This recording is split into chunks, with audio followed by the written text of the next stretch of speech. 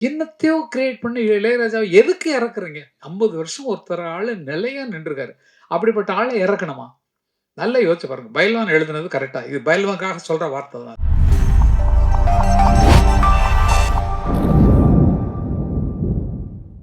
Press நண்பர்கள் எல்லாருக்கும் எல்லாத்தையும் தனித்தனியா சொல்றதுன்னா ஒவ்வொரு பெரிய பெரிய கதை. இப்ப சமீபத்தில தான் 50வது ஆண்டு விழாவுக்கு போட்டாரு பிலிமால எல்லாம்.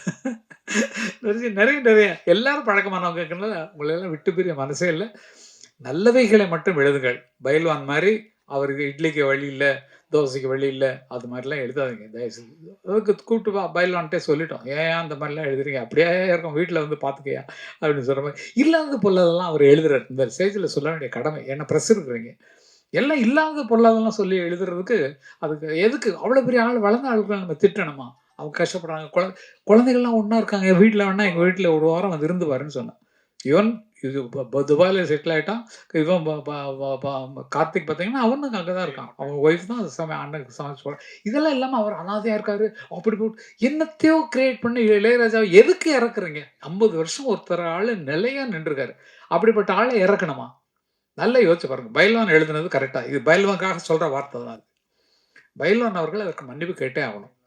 ஏன்னா யார்ட்டயோ வாழ்க்கைய ஒப்படைச்சிட்டோம். அப்படின்ற மாரிலாம் தப்பு தப்பா சொல்லிட்டு இருக்காரு. அது சரியல்ல. எங்கள நேசிச்சு கொண்டு போங்க. ஏன்னா 50 வருஷம் வாழ்ந்திருக்கோம். வயசு 78க்கு மேல ஆகுது. அண்ணனுக்கு 82 வயசுக்கு மேல ஆகுது. ஆகவே எங்களை காப்பாற்றுறதுக்கான வழிய பண்ணுங்க. நாங்க இதுவரைக்கும் வேலை செஞ்சுட்டு இருக்கோம் ஐயா, இத்தன வருஷமா.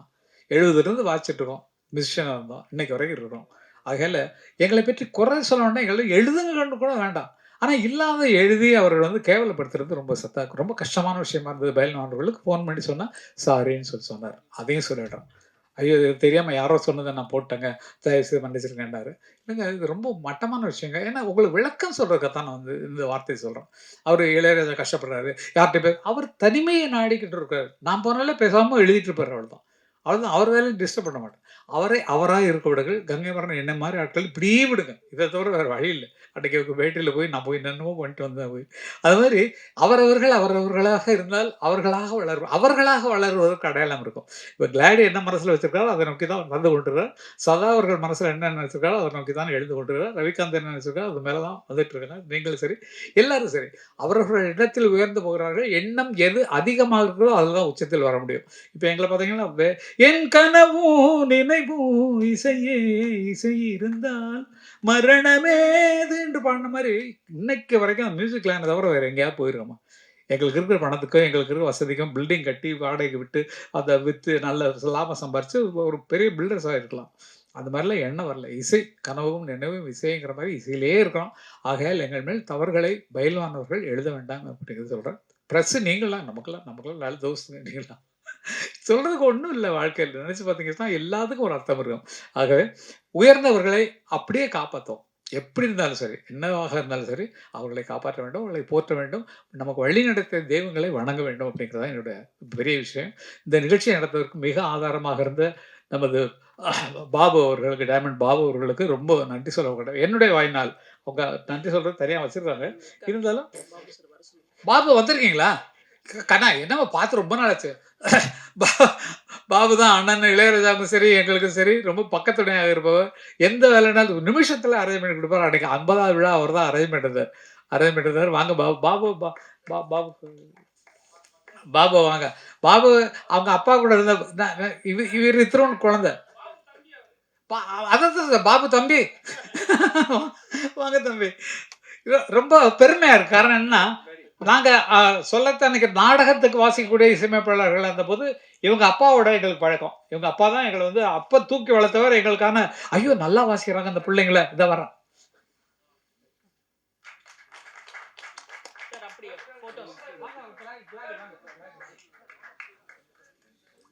நாங்க அந்த காலத்துல நாடகத்துல வாசிக்கும்போது இவங்க வந்து ராயப்பேட்டையில இருந்தாங்க. அதெல்லாம் பாபுலாம் இத்துணூண்டு குழந்தை. அப்ப அவங்க வீட்ல போய் சாப்பிடுறது எல்லா உபசரிப்பும் பார்த்துருக்கோம். இன்றைக்கு பார்த்தால் அவங்க அப்பா எப்படி இருந்தாரோ, அதே மாரியே இவரும் எல்லாரோடையும் சேர்ந்து அரவணைப்பாக கேட்டா நான் வந்து அங்க இருக்கேன், இங்க இருக்கேன்னு நிஜமா பயங்கர பிஸி தான். அந்த நேரத்தில் இதையும் சேர்ந்து அரேஞ்ச் பண்ணி குடுத்ததுக்காக ரொம்ப ரொம்ப நன்றி பாபு. ரொம்ப ரொம்ப ரொம்ப நன்றி. ரொம்ப நன்றி. எனக்கும் அண்ணனுக்கும் பக்கத்துணையாக இருப்பவர் அவர்தான். நல்லா தெரிஞ்சுக்கங்க. அவ்வளோதான் விஷயம். மேடைய பத்தி என்ன சொல்றதுன்னு எனக்கு புரியல. ஏன்னா வந்து இத்தனை எடுக்கும்போதே அவருடைய எண்ணம் உங்களுக்கு தெரிஞ்சிருக்கும். இத்தனை வ எந்தவித பிரயோஜனம் இல்லாமல், அவர் வந்து நமக்குள்ள இருக்க எண்ணங்களை பாடல் மூலமாக, திரைப்படங்கள் மூலமாக, ஏஐ மூலமாக நடிகர்களை நடிக்க வைத்து, அதுக்கு ஒரு ஸ்கிரிப்ட் எழுதி பண்ணாரு. ஆனா, ஒரே ஒரு பாட்டு நான் பாடுனதுக்கு மட்டும் ஆர்டிஸ்ட்டே போடாம என்னுடைய போர் முகத்தையே நீங்க காட்டிட்டீங்க. அதுக்கு ஒரு சிவாஜி படம், அம்மாவ பத்தி பாடுனது, எம்ஜிஆர் பாடுனது, அது எல்லாம் அம்மாவ பத்தி அம்மா என்று அழைக்காத ரஜினி பாடுனது, அ நானாக நான் இல்லை தாயே கமல் பாடுன ஷார்ட்ஸ் எல்லாம் போட்டிருந்தீங்கன்னா கூட நல்லா இருந்திருக்கும். ஏதோ என் முகத்த பார்க்குறதுக்கு ரொம்ப நேரம் இதா இருந்தது. நிஜமாவே இந்த சந்தர்ப்பம் வந்து எல்லாருக்கும் எல்லாமே நல்லவர்களை தேடி தேடி போறாரு. நல்ல மியூசிஷியன் எங்க இருக்காங்க பிடிங்க. சதாவா? "ஐயோ! சதா மாஸ்டர் குடுக்கலாம்." அப்படின்னு சொல்லி சதா குடுக்குறது. கண்ணன் அவர்களாலும் இதெல்லாம் நடந்தது. ஆகவே கண்ணனுக்கு வந்து நன்றி சொல்லணும். நாங்கலாம் ஒண்ணா தான் இருக்கோம். ஒரே குடும்பமா தான் இருக்கோம் நாங்கலாம். ரொம்ப சந்தோஷமான விஷயம். அவர் வந்ததும் சரி, எ கிளாடி அவர்கள் அத்தன பேரையும் உற்சாகப்படுத்தியும் சரி, இந்த இவங்கலாம் தவசீலி அவர்கள்லாம் வந்திருக்காங்கன்னு சொன்னா, அவங்கலாம் வளர்வதற்கான ஒரு சந்தர்ப்பத்தை உலகம் முழுக்க நம்ம வந்து தமிழ்நாட்ல மட்டும் இல்ல. அவர் வந்து அங்கருந்து எல்லா யூரோப் கண்ட்ரிக்கு, யுஎஸ் எல்லா இடத்துக்கும் அனுப்புறாரு என்றாலும், அது இந்தியாவுக்கும் வந்து சேருது. உலக ரீதியாக நான் என்னுடைய எண்ணங்கள் வெளியே போய் சேரணுன்றதுக்காக அவர் பாடுபட்டுக் கொண்டிருக்கிறார். அப்படி என்றால், வெகு விரைவிலே எதிர்பார்க்கலாம். அவர் ஒரு திரைப்படம் எடுப்பார் அப்படிங்கிறது நிச்சயமான ஒன்று. கண்டிப்பான ஒன்று. அவருடைய முயற்சி ஆரம்ப முயற்சிகள் தான் இது. அவரும் இசையமைப்பாளரு. அவரும் இசையமைக்க தெரியும், பாடத் தெரியும், ட்ரம்ஸ் வாசிக்க தெரியும். எல்லாம் தனியா வீட்டிலேயே ஒரு ஸ்டுடியோ வச்சிருக்காரு. என்னுடைய இந்த வருஷம் வந்து அண்ணனுக்கு வந்து 50வது வருஷம். அன்னக்கிளி வெளியாகி 76ல வெளியாச்சு. அண்ணனுக்கு 50வது வருஷம். நான் 77ஆம் வருஷம் தான் செந்தூர பூவேங்கிற பாட்டு எழுதினேன். அதனால அடுத்த வருஷம் எனக்கு வந்து 50வது வருஷம் திரைப்பட உலகத்தில. அத வந்து நான் வந்து டென்மார்க்ல கொண்டாடணும். நீங்க வரணும். கண்ணனோட சேர்ந்து எல்லாம் சேர்ந்து வரணும்னு. அதுக்கு இப்பவே வந்து நான் நன்றிகளை சொல்ல கடமைப்பட்டுருக்கிறேன். காரணம் இன்னைக்கு எனக்கு அதுக்கு அட்வான்ஸ் குடுக்க போறாரு. அந்த நிகழ்ச்சிக்காக. இந்த நிகழ்ச்சிக்கு வந்ததுக்கு செட்டில் பண்ணிட்டாரு. அந்த நிகழ்ச்சிக்கு வருவதற்கு இன்னைக்கு மேடையில எனக்கும் கண்ணனுக்கும் அட்வான்ஸ் பண்ணாரு. பையெல்லாம் கொண்டு வந்துருவோம். நாங்க எடுத்துக்கிறோம். கேட்க கேட்க கொடுக்குவார். நிஜமா ரொம்ப அன்பான மனதுள்ள இவரை பார்க்கும்போது எனக்கு ரொம்ப ரொம்ப ரொம்ப ரொம்ப சந்தோஷம். அதேபோல சதாவை பற்றி முன்னாலே நான் சொன்னேன். எந்த பரம்பரையில் வந்திருக்கிறார் அப்படிங்கிறத பற்றி. மிகச்சிறந்த கிட்டாரிஸ்ட் மிகச்சிறந்த கிட்டாரிஸ்ட். எனக்கு ஒரே ஒரு ஒரு சமாச்சாரம் எனக்கு சம்மந்தப்பட்டத நான் சொல்றேன். எனக்கு சுமாரா கிட்டார் வாசிக்க தெரியும். நாங்கலாம் ஒரே மாஸ்டர் தான் படிச்சோம். ஜி. தனராஜ் மாஸ்டர்ட்ட. இளையராஜா அண்ணா, நானு, சதா எல்லாமே. இவரு நல்ல பிஸியான ஒரு கிட்டாரிஸ்ட் அந்த டைம்ல வந்து. தேவராஜ் மாஸ்டர், தட்சிணாமூர்த்தி சுவாமிகள், அர்ஜுன் மாஸ்டர் அதே மாரி தெலுங்குல வந்து ராஜன் நாகேந்திரா, ஜி.கே. வெங்கடேஷ் எல்லார்ட்டயுமே கிட்டாரிஸ்ட்லனா சதாவ தான் கூப்பிடுவாங்க, போடுவாரு.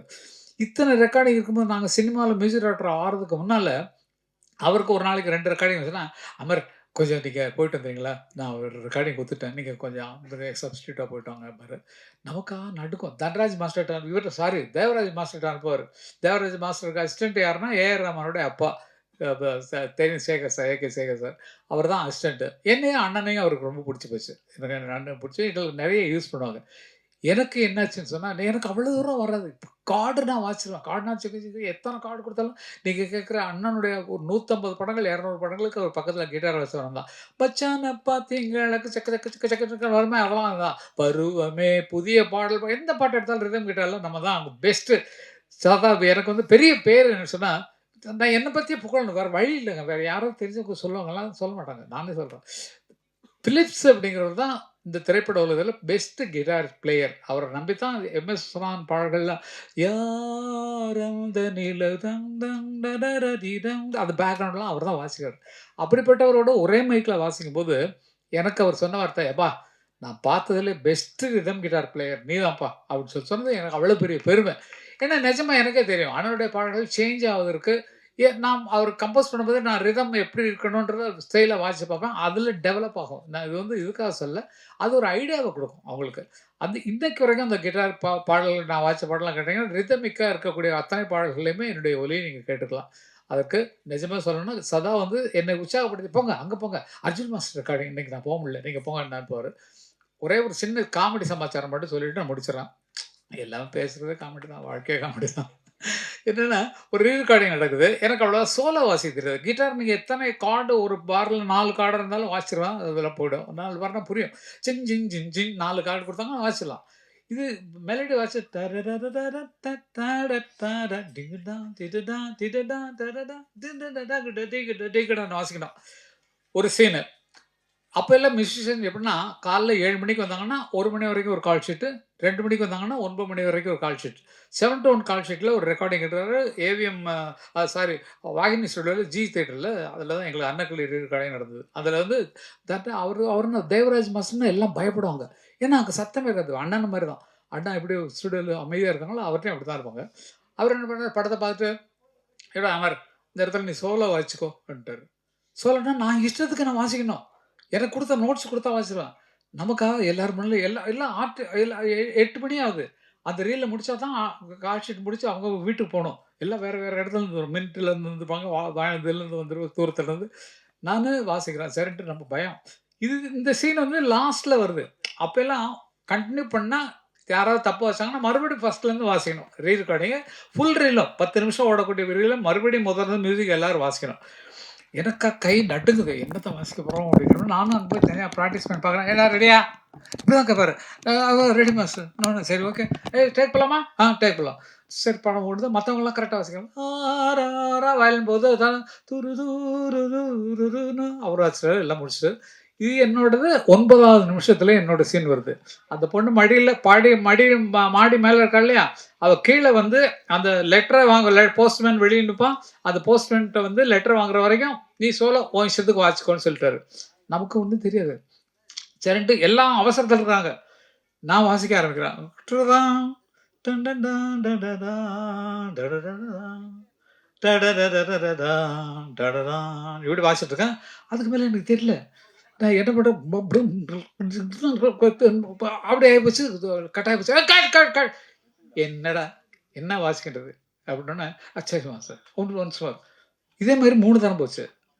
வயலின்ஸ் எல்லாம் ஃபுல்லா அமர் சீக்கிரம் வாசிச்சிருப்பா. நாங்க வீட்டுக்கு போகணும், எங்களுக்கு மின்ட்டுக்கு போகணும்யான்னு அது இன்னும் உதறுது. அந்த மாதிரிலாம் அனுபவப்பட்டு வந்தவங்களுக்கு இதுக்காக சொல்றேன். இந்த மாதிரிலாம் கத்துக்கிட்டு வந்தவங்க தான் பல பேர் திட்டு வாங்கியிருக்கோம், அடி வாங்கியிருக்கோம். நம்ம தட்சிணாமூர்த்தி சுவாமிகிட்ட வாசிக்கிறோம் பாக்கியமான விஷயங்கள். அவரோட விஷயங்கள் எனக்கு அதெல்லாம் நடந்திருக்கு. அதெல்லாம் பெரிய தெய்வங்கள். அண்ணன் தான் வந்து அவங்க குழந்தைங்க, எங்க குழந்தைங்கலாம் அவர்ட்ட போய் கத்துக்காம நாங்க அனுமதிக்கிறதே இல்ல. அவங்கள்ட்ட தான் போய் சா தா சா பாடினோம். அந்த மாரி. அப்படிப்பட்ட குருக்களோட வளர்ந்த பாக்கியம் எல்லாம் எங்களுக்கு இருக்கிறது, இந்த காலத்து குழந்தைகளுக்கு கிடைச்சிருக்கா இல்லையான்னு தெரியல. ஏன்னா காரணம் என்னன்னா, ஃபுல் சாங் இந்த சாங் கன்டினியூஸா பாடணும். அப்போ. இப்ப நான் ஒரு லைன் எடுத்தோமா? நல்லா நல்லா யோசிச்சு பாருங்க. அது எங்க வாசிக்கிறோம். எல்லாம் ஃபீட் பண்ணிட்டோம். இனிமேல் ஏஐல குடுத்தாச்சுன்னா, ஏஐ போட்டு குடுத்துரும். நம்ம காலர தூக்கவே முடியாது. ஏஐ பண்ணி குடுத்த பாட்டுலாம் தான் நெறைய போயிட்டு இருக்குது. இல்ல எடுத்ததுலயே வந்து பார்த்தீங்கன்னு சொன்னா, நிஜமாவே ஏஐ ஒர்க் நம்மள வந்து கெடுத்துட்டு இருக்கு அப்படிங்கிறத நான் உறுதியா சொல்றேன். நிஜமா சொல்றேன். அத நம்பி நம்ம வேலை செஞ்சோம்னு சொன்னா, பிற்காலத்துல நமக்கு மூளை வேலை செய்யாது. ஒரு தீமை ஏஐல குடுத்துட்டு, நீங்க தனனானத்து தன்னானன்னானானா தரதன்னானன்னானானா தரதா கரதா தரதான்னா வார்த்தை எழுதுறது. "அவன் தானயா போனான், அட போனானையா வந்தான், அட வா, அட போ, அட சேயா வான்னு" பாட்டு எழுதிரும், பாடிடும். இதுல எப்படி நம்ம பேர் போட்டுக்கிறது? ஏன்னா, அது கிரியேட் பண்ணி குடுத்துருது. ஆனா, இசை கங்கை அமரன் போட்டுக்கிறது மரியாதையா? எதுக்கு நான் அத சொல்றேன்னா, வருங்கால குழந்தைகள் தன்னால் சிந்திக்க கத்துக்கொள்ளணும், சிந்திக்க எழுதிக் கொள்ளணும். நம்ம ஏஐட்ட குடுத்தா பண்ணா நம்ம காலர தூக்க முடியாது. தூக்க வேண்டியது ஏஐ தான். பிற்காலத்துல வரப்போது அதுக்கான ஃபைனல்லாம். ஏன்னா, அது இப்ப டவுன்லோட் பண்ண விட்டுடும்.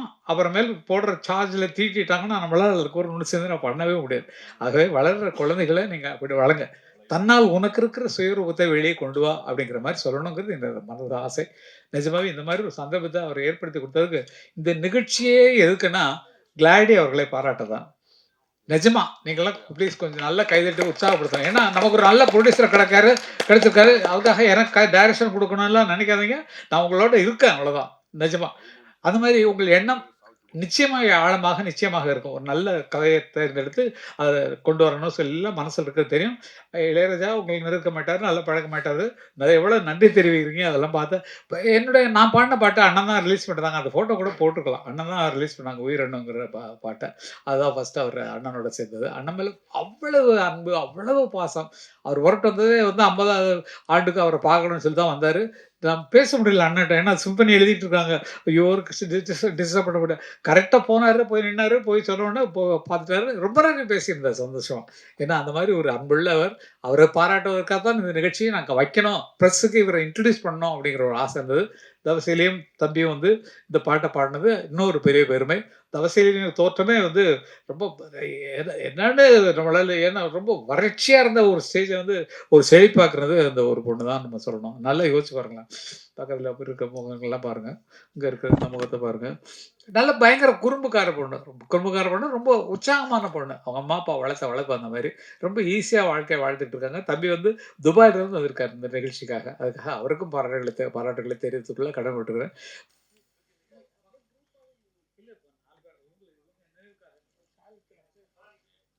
எல்லா பிரஸ் நண்பர்களுக்கும் தெரியும்.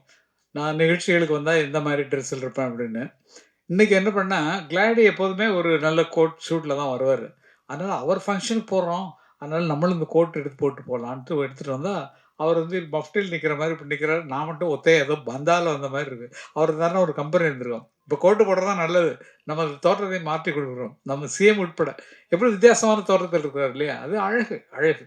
அழகுக்கு அழகாக தருவது அது விஷயம். அது நான் இப்போது இந்த மேடையில பின்பற்றது கிளாடி அவர்கள் ஸ்டைல். ஆகவே அவர்களுக்கு நன்றி. நீங்களும் இனிமேல் அப்படித்தான் இருக்கணும். பார்த்துக்கங்க.